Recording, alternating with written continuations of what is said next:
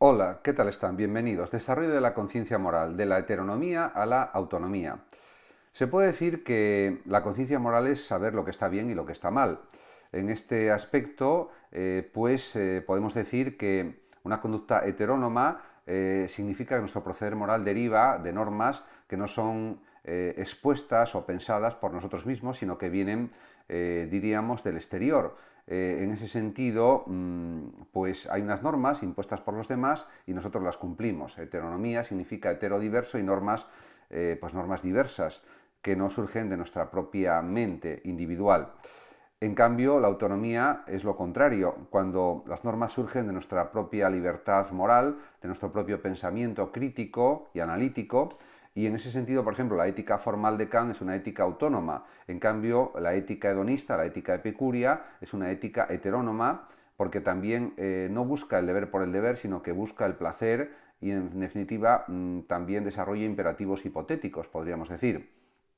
En ese sentido, también la heteronomía se puede entender de esta manera, diciendo que nuestros valores y principios morales pues son aquellos que hemos asimilado en los primeros años de nuestra vida como los únicos posibles y legítimos, se puede decir. Diríamos pues que nuestro proceder moral sería predominantemente, si no exclusivamente, heterónomo. Sin embargo, también está la autonomía. Somos capaces, a partir ya de una cierta edad, de tomar nuestras propias decisiones, desarrollar nuestros propios, diríamos, pensamientos de una forma propia, original, y en definitiva conducir nuestra vida de acuerdo con unos esquemas morales que por supuesto tienen que ser universales, universalistas, porque tiene que haber normas éticas iguales para todos, pero con una cierta independencia de criterio en cuanto a su ajuste concreto en las situaciones cotidianas, y en ese sentido somos autónomos. Insisto, la ética kantiana es una ética del deber por el deber, una ética deontológica, por lo tanto una ética autónoma. Pero también hay otros aspectos a entender y a comprender para, diríamos, definir bien lo que es la conciencia moral, que es saber lo que está bien y lo que está mal. Por ejemplo, podemos decir que Jean Piaget, que fue un gran psicólogo y suizo y filósofo también, pues intentó demostrar que las estructuras morales de los niños, por ejemplo, sufren unos determinados procesos de evolución. De hecho, en la primera infancia, según Piaget, las conductas se derivan y justifican por la presión externa ejercida por los adultos, en el sentido de refuerzos positivos, refuerzos negativos, premios, castigos, sanciones, etc. Pero así como el niño desarrolla sus facultades intelectuales, en estadios superiores erigirá su estructura de actuación moral en principios tales como la simpatía o la afectividad. Cuando llega a una cierta edad, pues ya aparecen esos elementos de la simpatía y la afectividad, insisto.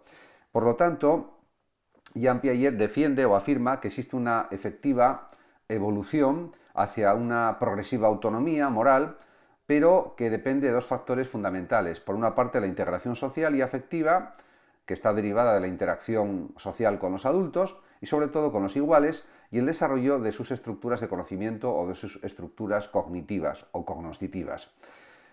Siguiendo esta línea de pensamiento, el filósofo Lawrence Kohlberg pues supo integrar los resultados de la investigación experiencial o empírica procedente de la psicología evolutiva y también los desarrollos de la tradición filosófica, sobre todo de Rousseau, de Kant, de Debye y de Rawls. Para Kohlberg, por ejemplo, existe pues una evolución de la conciencia moral de todos los seres humanos, desde la primera infancia a etapas adultas, indicándose también que la plena autonomía moral es un logro que se alcanza tras superar estadios anteriores de heteronomía. Kohlberg distingue, por tanto, tres niveles y dentro de cada uno de ellos dos estadios. Estaría el nivel primero, o nivel 1, o preconvencional, porque la conducta moral, según su planteamiento, está centrada en los intereses particulares y concretos del individuo. Está regida por criterios exclusivamente, diríamos, pragmáticos, prácticos, y no existe atisbo de conciencia de colectividad. Y se divide este nivel preconvencional en dos partes. Estadio 1, que supone una moral totalmente heterónoma, caracterizada por egocentrismo, concepción naturalista de la ley, necesidad de reconocimiento de una autoridad que determine premios y sanciones, etc. Y luego está el estadio 2, que está caracterizado por una moral instrumental o individualista, orientada por una simetría rígida de intercambio de intereses y una reciprocidad interesada. Después está el nivel segundo, nivel 2 o convencional, se toma como criterio para la acción moral la pertenencia y vinculación a un determinado grupo, cada vez más extenso, desde la familia y los amigos al Estado, y se asume el grupo, por otra parte, como una realidad natural y sus normas también como indiscutibles.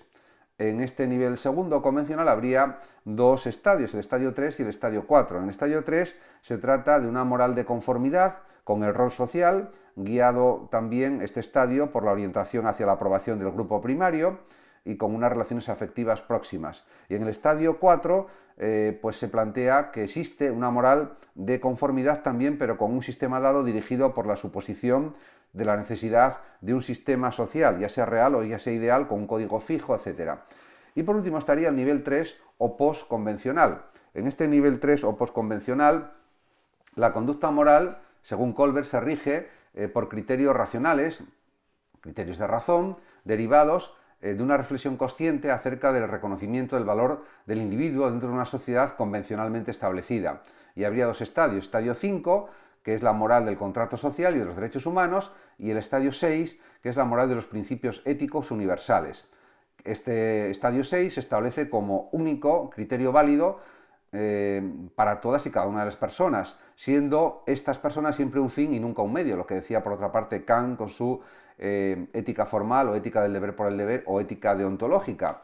Y por tanto la desobediencia estaría legitimada en caso de que se atentase contra el sumo principio de la dignidad humana. Por supuesto, algunos autores, algunos filósofos y sociólogos han cuestionado, y psicólogos, la escala de Kohlberg. A partir de la perspectiva de Durkheim, por ejemplo, se podría afirmar que una sociedad de individuos plenamente autónomos no significaría que tuviésemos una mejor sociedad, ni mejores o más saludables individuos. Tendríamos una sociedad en la cual prevalecería un peligroso estado de anomia, donde no habría ninguna norma que respetar. Por lo tanto, esa autonomía no tiene que ser excesiva, porque entonces tampoco se cumplen normas sociales básicas o normas mínimas de comportamiento. Por otra parte, desde otro punto de vista, Carol Gilligan observó, a través de estudios experimentales también, que los valores superiores en la escala de Kohlberg son la independencia y la justicia, que predominan más en los varones, que están situados en el nivel postconvencional, mientras que entre las mujeres parece que predominaban valores de pertenencia al grupo y solidaridad, situados en el nivel convencional, por lo cual, según Carol Gilligan, la escala de Kohlberg pecaría de androcentrismo, que significa que habría una preponderancia de valores masculinos, de valores de agresividad, de prepotencia, etcétera, de dominación, y eso es algo negativo, según Carol Gilligan, y tiene razón. Otros psicólogos además han cuestionado también que nuestras elecciones y conductas morales se asientan o que se asienten en razonamientos, tal como presupone la escala kohlberiana. Algunos autores, como por ejemplo Eid, critican esa posición racionalista, pues según él en realidad sucede al revés.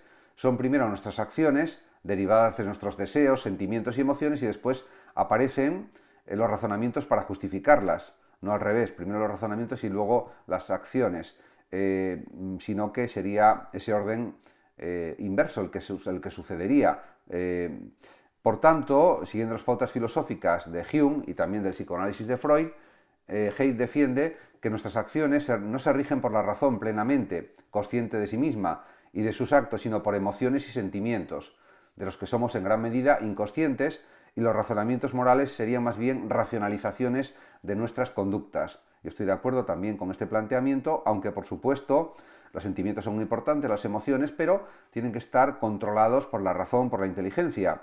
Por lo tanto, estaría en la línea yo más bien de Kant, o incluso de Aristóteles, que habla de la razón como algo fundamental para los comportamientos humanos, para las conductas humanas. En ese sentido, yo creo que hay que insistir en esos planteamientos. Por supuesto, el emotivismo moral de Hume está justificado también, decir que sentimos que un comportamiento está bien o sentimos que está mal y lo aprobamos o lo desaprobamos en consecuencia, pero la razón también tiene que dirigir nuestras conductas, diríamos, controlando nuestros sentimientos y pasiones hasta cierto punto, por supuesto, no haciendo que desaparezcan, porque sin sentimientos y emociones también decía Aristóteles que la vida no tendría pues mucho significado ni mucho sentido, sería una vida absolutamente aburrida, rutinaria y realmente pues inadecuada. Pero también es cierto que la razón y el sentido común tienen que controlar las emociones, su expresión de una forma adecuada, y de esa manera pues las personas viven mejor y son más felices. Muchas gracias a todos por su atención y hasta mi próximo vídeo. El que quiera puede compartir este vídeo, darle like o suscribirse a mi canal de YouTube. Hasta siempre.